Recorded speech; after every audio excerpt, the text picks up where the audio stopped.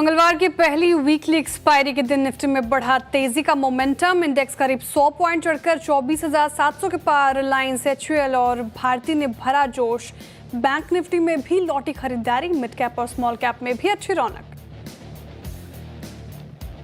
आज के big stocks और स्पॉटलाइट पड़े सटीक। मोतीलाल ओसवाल की बुलिश रिपोर्ट से फीनिक्स मिल्स मजबूत, करीब 4% चढ़ के वायदा के टॉप गेनर्स में शुमार। वहीं पीएलआई स्कीम की आवेदन अवधि बढ़ने से गोकुलदास एक्सपोर्ट्स 5% भागा। उधर स्पॉटलाइट, मैनकाइंड और साथ ही साथ पीएनबी हाउसिंग में भी रौनक। एफएमसीजी, रियल्टी और पीएसयूज में अच्छी खरीदारी। 1% से ज्यादा चढ़े तीनों सेक्टर इंडेक्स। एफएमसीजी में डाबर, कोलगेट, नेस्ले में 1.5 से 2% की बढ़त। वही कैपिटल मार्केट, ऑटो और आईटी शेयरों में भी हल्का दबाव। एथेनॉल प्रोडक्शन पर पाबंदियां हटने से शुगर शेयर्स में बड़ी मिठास। श्री रेणुका शुगर्स करीबन 15% दौड़ा। उधर बजाज हिंदुस्तान, बलरामपुर चीनी और प्राज इंडस्ट्रीज भी 5 से 10% ऊपर। ब्रोकरेज की बुलिश रिपोर्ट से भागा रिलायंस, करीब 2% चढ़कर निफ्टी के टॉप गेनर्स में शामिल। मॉर्गन स्टैनली ने ओवरवेट रेटिंग के साथ 1701 का दिया टारगेट। साथ ही न्यू एनर्जी सेगमेंट का नेट एसेट वैल्यू अनुमान से भी 20% बढ़ा। आज के सेमिकॉन इंडिया 2025 का आगाज। भारत को सेमीकंडक्टर सुपर पावर बनाने का होगा मंथन। 3 दिन तक चलने वाली कॉन्फ्रेंस में जुटेंगे करीब 50 देश की टेक कंपनियां और साथ ही साथ ग्लोबल लीडर्स।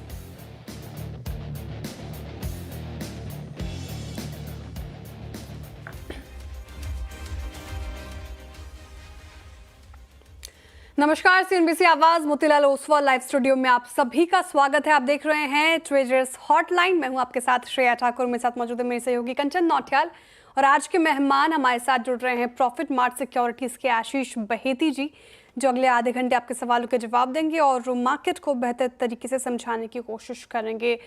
और देखिए, हफ्ते का दूसरा कारोबारी दिन और निफ्टी की पहली ट्यूसडे वीकली एक्सपायरी और मार्केट में मोमेंटम है। कल की भी अच्छी तेज़ी थी, क्लोजिंग भी कल आपको याद होगा अच्छी हुई थी मार्केट की। और आज बाइंग हमें देखने को मिली 24,736 के लेवल पर, ऑलमोस्ट डेज हाई के आसपास कारोबार करता हुआ नजर आएगा निफ्टी। बैंक निफ्टी हालांकि थोड़ा फ्लैट है और बैंक निफ्टी पिछले कुछ सत्रों से हम डिस्कस भी कर रहे हैं, निफ्टी की कंपैरिजन में सिरदर्द बना हुआ है।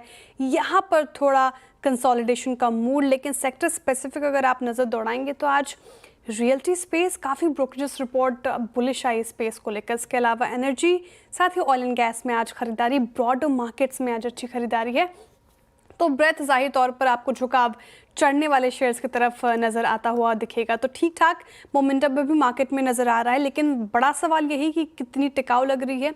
कल की सेशन देख लिया हमने, आज का सेशन देख लिया। अब क्या सही वक्त है जब हम कह सकते हैं कि मार्केट में स्ट्रेंथ लौट रही है? सब पे चर्चा करेंगे और आपकी क्वेरीज को भी एड्रेस करेंगे।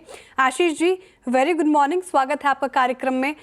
सबसे पहला सवाल तो यही होगा कि जिस तरीके से कल का सेशन देखा हमने, कल की क्लोजिंग देखी और आज भी बाइंग कंटिन्यू होती हुई नजर आ रही है, क्या आप कह सकते हैं कि स्ट्रेंथ लौट रही है मार्केट में? अगर हाँ, तो अब कौन से लेवल्स इंपॉर्टेंट नजर आ रहे हैं आपको? गुड मॉर्निंग श्रेया जी, गुड मॉर्निंग कंचन जी, गुड मॉर्निंग एवरीवन।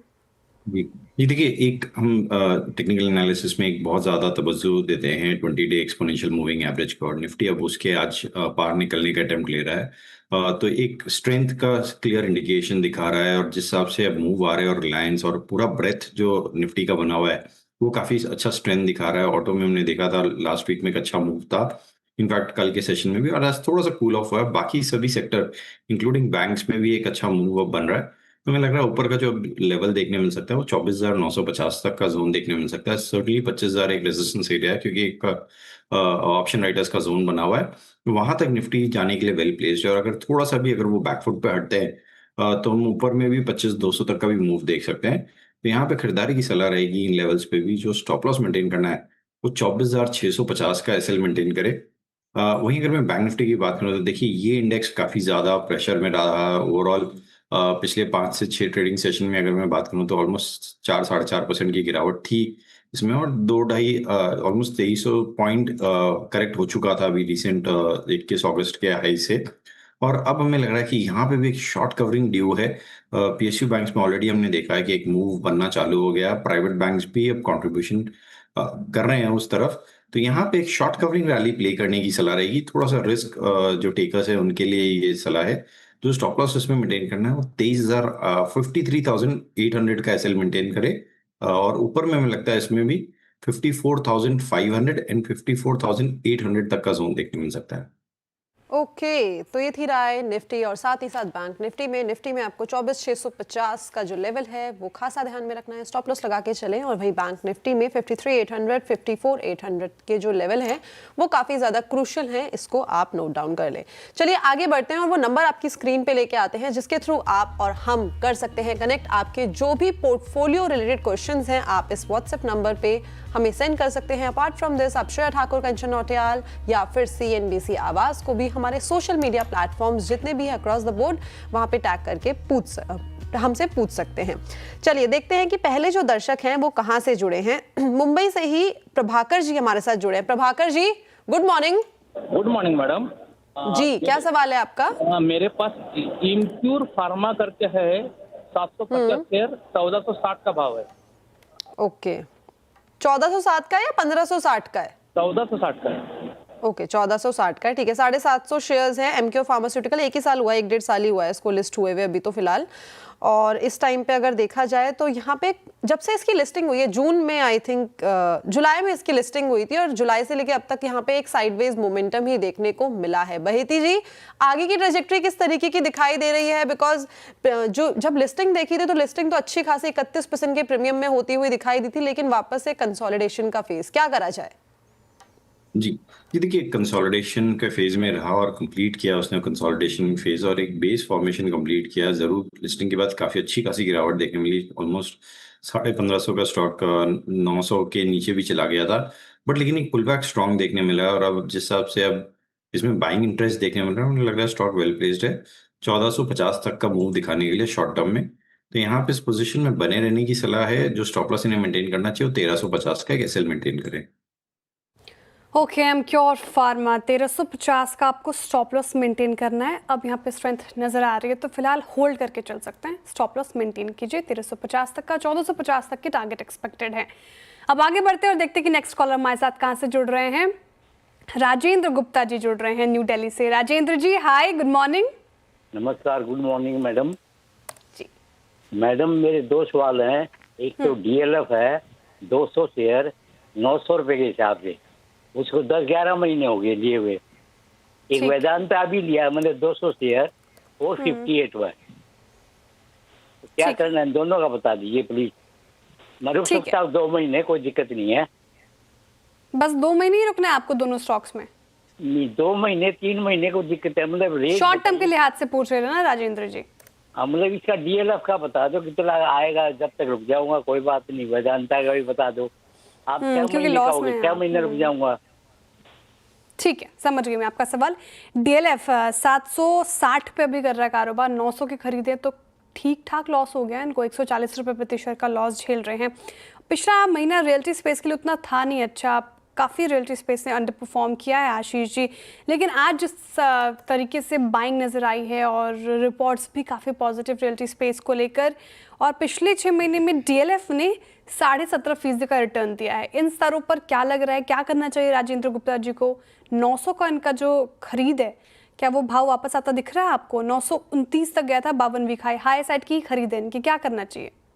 जी, ये देखिए इन्होंने एकदम ऑल टाइम हाई के आसपास में पोजीशन बनाई है, लेकिन टाइम देना पड़ेगा स्टॉक में। जो GST कट आ रहा है सीमेंट में आने वाला है या प्रपोज्ड है, उसका एक one of the biggest beneficiary real estate sector रहेगा। और जिस हिसाब से ओवरऑल वाइट गुड्स और पूरे पूरे होम डेकोर स्पेस में भी एक अप मूव देखने मिल रहा है, हमें लग रहा है रियलिटी स्टॉक अब पिकअप करेंगे उस रैली को। तो यहाँ पे पोजीशन में बने रहने की सलाह रहेगी। जो स्टॉप लॉस इन्हें एक मेंटेन करना चाहिए, 720 रुपए का एसएल मेंटेन करना चाहिए। ऊपर में मुझे लगता है जो इमीडिएट शॉर्ट टर्म टारगेट देखने मिल रहे हैं वो करीब करीब 840 तक का जोन देखने मिल सकता है। और अगर 840 का जो ब्रेकआउट है वो सस्टेन करता है तो फिर शायद 900 का भी भाव इन्हें देखने मिल सकता है। तो होल्ड करें पोजीशन को। जो दूसरा स्टॉक था इनका वेदांता, देखिए यहाँ पे एक बहुत टाइट रेंज कंसोलिडेशन चल रही है स्टॉक में। अगर आप सितंबर से अभी तक का डेटा देखेंगे, ऑलमोस्ट 1 साल का, स्टॉक ने एक नैरो रेंज में ट्रेड किया है। ऊपर में 450 और नीचे में जो जोन बना वो 400 का।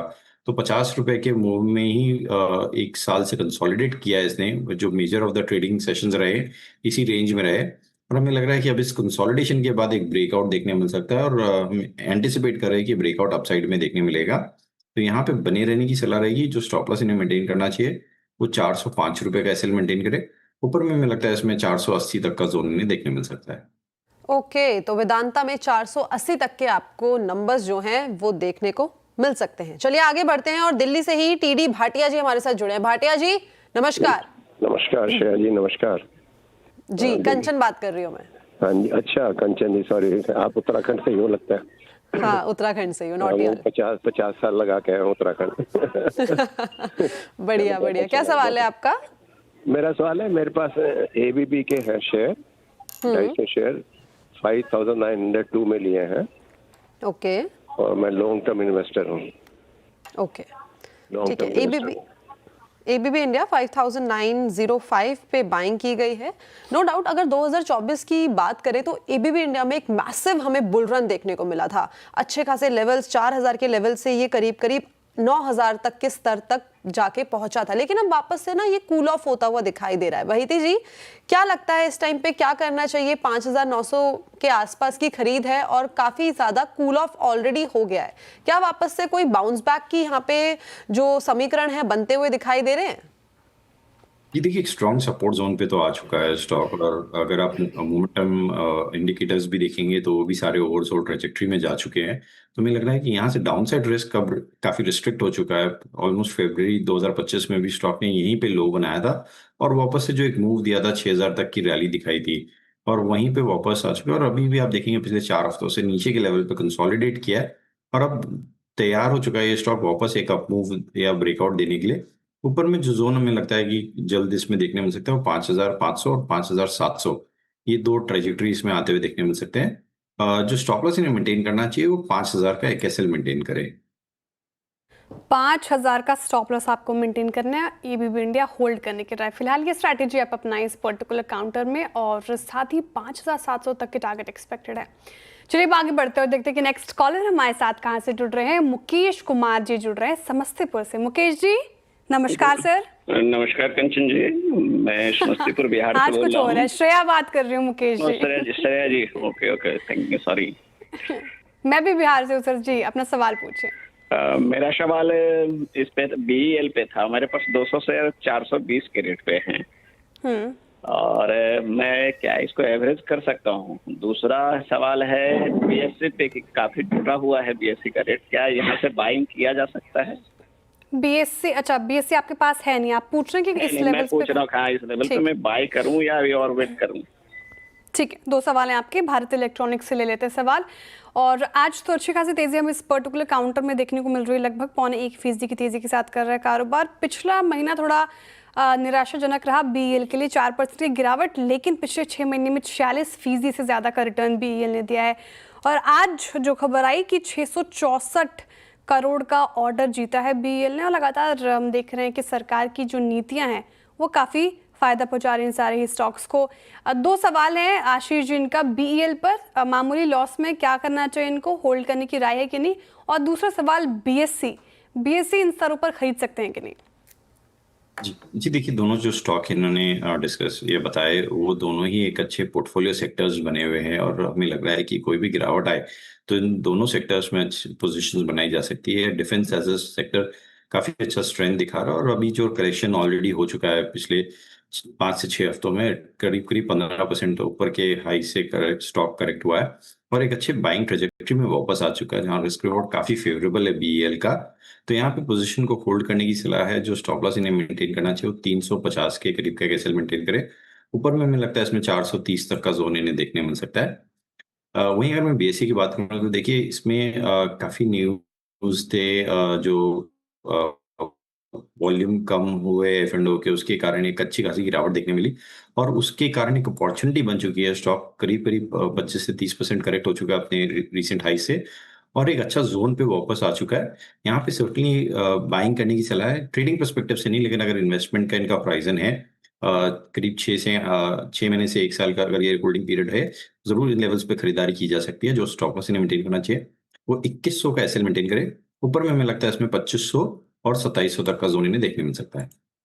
ओके, बीएसई में 2100 का आपको स्टॉप लॉस मेंटेन करना है, 25 से लेके 2600 तक के आपको नंबर्स देखने को मिल सकते हैं। मूविंग फॉरवर्ड देखते हैं अगले दर्शक हमारे साथ कतर से जुड़े हैं जाजती जी। जाजती जी गुड मॉर्निंग। जी गुड मॉर्निंग मैम। जी क्या सवाल है आपका? मैं उड़ीसा से बोल रहा हूँ। ओके मैम मैं 1.5 साल का पहले से कॉफी डे शेयर खरीद किया था, तो कुछ 67 में ऐसे कुछ लिया था, मगर जो अभी जो एवरेज प्राइस है 53.32 है, 9000 शेयर है।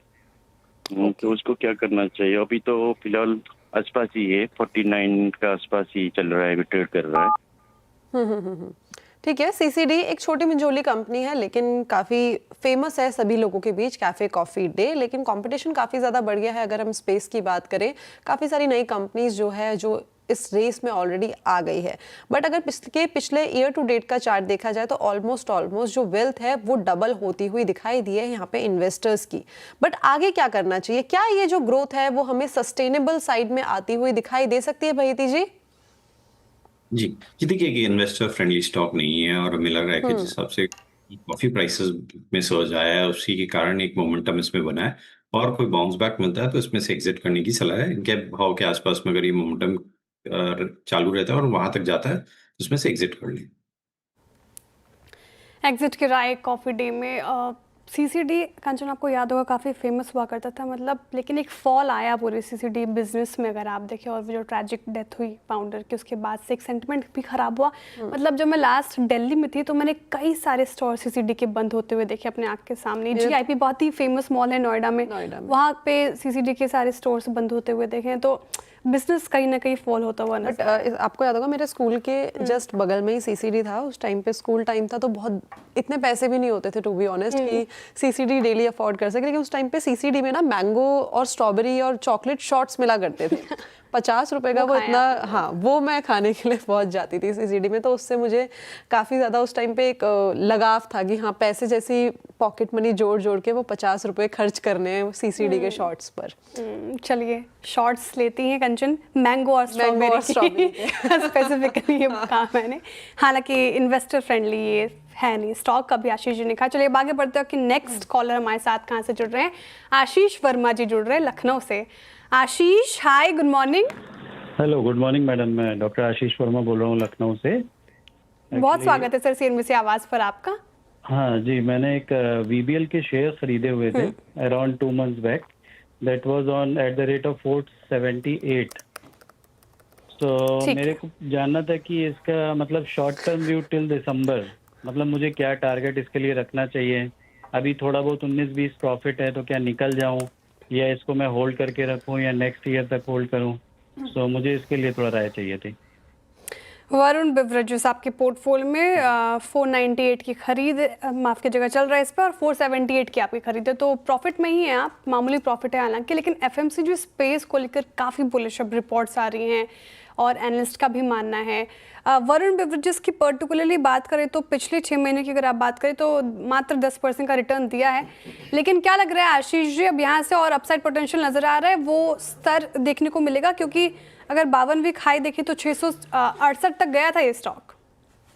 जी देखिए, थोड़ा सा परसेप्शन चेंज हुआ है स्टॉक को लेकर। एक बहुत अच्छा स्टॉक रहा और वन वे मूव दिखाया था, बट जब से थोड़ा सा कैंपा और ये प्लेयर्स के डोमिनेंस की न्यूज़ आने लगी, थोड़ा सा यहाँ पे हमने सेल ऑफ देखा है स्टॉक में। लेकिन एक अच्छे स्तर पे ये स्टॉक आ चुका है और वहाँ से एक अच्छा मूव अपसाइड में दे रहा है। स्टॉक ने कंसोलिडेट किया नीचे के लेवल पे 450 से 470 का जो जोन है, और अब वापस एक अपटेक देखने मिल रहा है। इन्हें जो स्टॉप लॉस मेंटेन करना चाहिए, एग्जैक्टली इनका जो कॉस्ट प्राइस है वहीं पे एसएल मेंटेन करे और मोमेंटम को थोड़ा सा चेज करे। ऊपर में मुझे लगता है इसमें 530 तक का जोन इन्हें शॉर्ट टर्म में देखने मिल सकता है। Okay, Varun beverages short term में 500 तक का जोन देखने को मिल सकता है और अभी फिलहाल होल्ड करने की राय है। ये 530 तक का जोन, माफ कीजिएगा, तो ये टारगेट एक्सपेक्टेड है। चलिए आप होल्ड कीजिए इस पर्टिकुलर काउंटर को। बहुत शुक्रिया आशीष जी। और अब वक्त हो चुका है एक ब्रेक का। ब्रेक के उस पार बात करेंगे हम क्रिप्टो कॉर्नर में क्या कुछ अपडेट।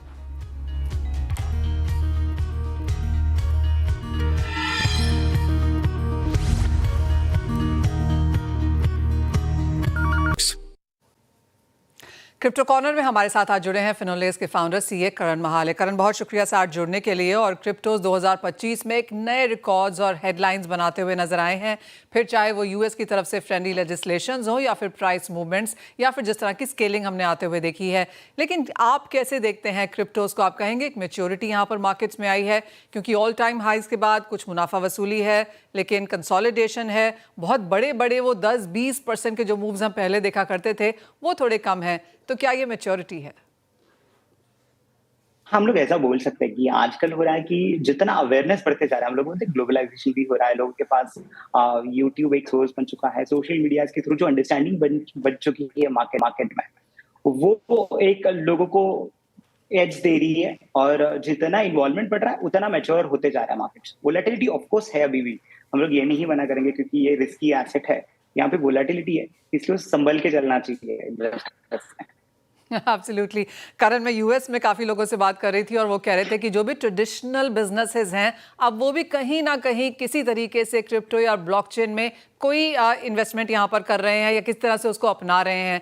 जहाँ तक इंडियन मार्केट्स की बात है, बहुत सारे लोग अभी भी इसके बारे में समझना चाहते हैं, इसे समझ रहे हैं, लेकिन क्या आप कहेंगे कि एक एडॉप्शन, एक अवेयरनेस यहाँ पर भी बेहतर हुई है? एडॉप्शन बेहतर हुई है इंडियन मार्केट में भी। हमारे यहाँ पे भी काफी प्रोग्राम्स हुए हैं, लोग अभी समझने लगे हैं, ब्लॉकचेन टेक्नोलॉजी के ऊपर थोड़ा सा स्टडी करने लगे हैं। और पोर्टफोलियो में जितना मैंने देखा, इन्वेस्टर से बात की, थोड़ा थोड़ा पोर्शन सब लोग यहाँ पे एक एज एन डिजिटल एसेट करके अपने पोर्टफोलियो का रखना पसंद कर रहे हैं।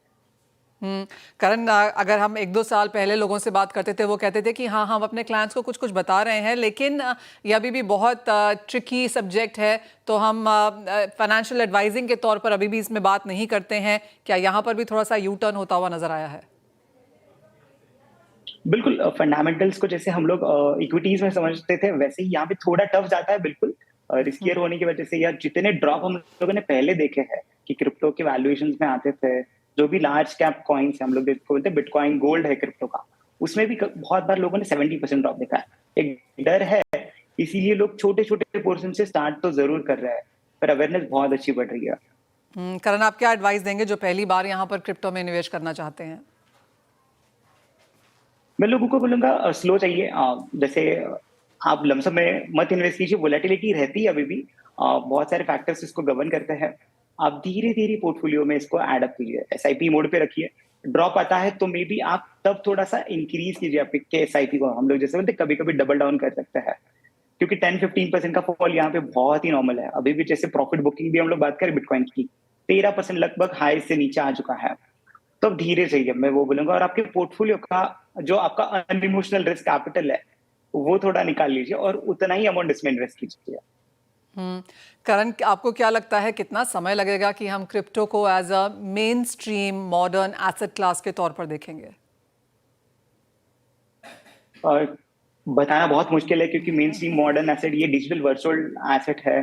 बढ़ते जा रहा है अवेयरनेस, जितनी जल्दी अडाप्ट कर ले लोग, क्योंकि हम लोग काफी समय से भी देख रहे हैं, पिछले डिकेड में अच्छा इवॉल्वमेंट आया। हम लोग सोचे अगले डिकेड में हम लोग बात कर सकते हैं कि बहुत ही अच्छा अडॉप्शन और बढ़ जाए, जितने बिजनेसेस इसको और अडॉप्ट करने लगे, इन्वेस्टमेंट पोर्टफोलियोज में रखना पसंद करें। करण, जैसे आपने कहा कि अब इसको अपने पोर्टफोलियो में शामिल जरूर किया जा सकता है, एक बेबी स्टेप्स यहाँ पर लिए जाने शुरू किए जा सकते हैं, लेकिन किन क्रिप्टोज में आप इसको ये देखेंगे?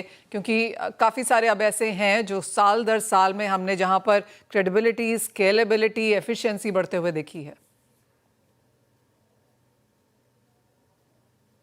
तो मैं जरूर बोलूंगा, आप शुरुआत कर रहे हो तो लार्ज कैप कॉइन से कीजिए, जो लार्ज कैप एसेट्स है। जैसे बिटकॉइन बहुत ही लार्जली एक्सेप्टेड है, हम लोग बोलते हैं बिटकॉइन को गोल्ड एक क्रिप्टो करेंसी है, गोल्ड की जैसा है वो वहां पे क्रिप्टो करेंसी वर्ल्ड में। तो आप वहां से स्टार्ट कीजिए, इथेरियम में स्टार्ट कीजिए, फिर सोलाना में आइए। तो आपका जो भी क्रिप्टो पोर्टफोलियो है, जो भी आपके टोटल पोर्टफोलियो में रहेगा, उसमें लगभग 70-80% आप थोड़ा लार्ज कॉइन्स की तरफ ध्यान दीजिए, लार्ज क्रिप्टो एसेट्स की तरफ ध्यान दीजिए। और फिर छोटा छोटा करके आल्ट कॉइन्स आ रहे हैं या मीम कॉइन्स है, जो ज्यादा रिस्की है, वो प्रोजेक्ट में फिर आप अपना स्टडी करके फिर धीरे धीरे आइए। पर शुरुआत तो मुझे लगता है उनके लार्ज कैप से करनी चाहिए। करंट फंडामेंटल्स तो यहाँ पर फास्ट मूविंग हैं, क्योंकि ये 24/7 की मार्केट है, जो भी खबर आती है वो इसको यहाँ पर इम्पैक्ट करती है। लेकिन क्या टेक्निकल्स देखना बेहतर रह सकता है, या फिर आपको लगता है कि जैसे आपने कहा long term investment, blue chips में या लार्ज कैप्स में इन्वेस्टमेंट, वो एक बेहतर तरीका है? टेक्निकल जरूर कोई अगर टेक्निकल्स देखता है और उनको अंडरस्टैंडिंग है तो यहाँ पे टेक्निकल्स मुझे लगता है कि काम कर सकते हैं। जैसे हम लोग टेक्निकल्स में बात करते हैं कि प्राइस डिस्काउंट्स एवरीथिंग, तो उसमें उसके सारे फंडामेंटल तो समझो आ गए एज पर टेक्निकल्स। 24/7 मार्केट का होने का एक एडवांटेज भी है कि आपको आपके लेवल्स, जो टेक्निकल लेवल्स आप देखते हो प्राइस और वॉल्यूम्स के साथ कंपेयर करते हो, वो थोड़ी अच्छे से काम कर सकती है। बट तो भी आप आपका विजन थोड़ा लॉन्गर टर्म ही रखिए, इन्वेस्टमेंट के तौर पे ही रखिए फिलहाल इसको, क्योंकि एसेट बहुत वोलेटाइल है। तो शुरुआत आप इन्वेस्टिंग से ही कीजिए, ट्रेडिंग बहुत रिस्की हो सकता है।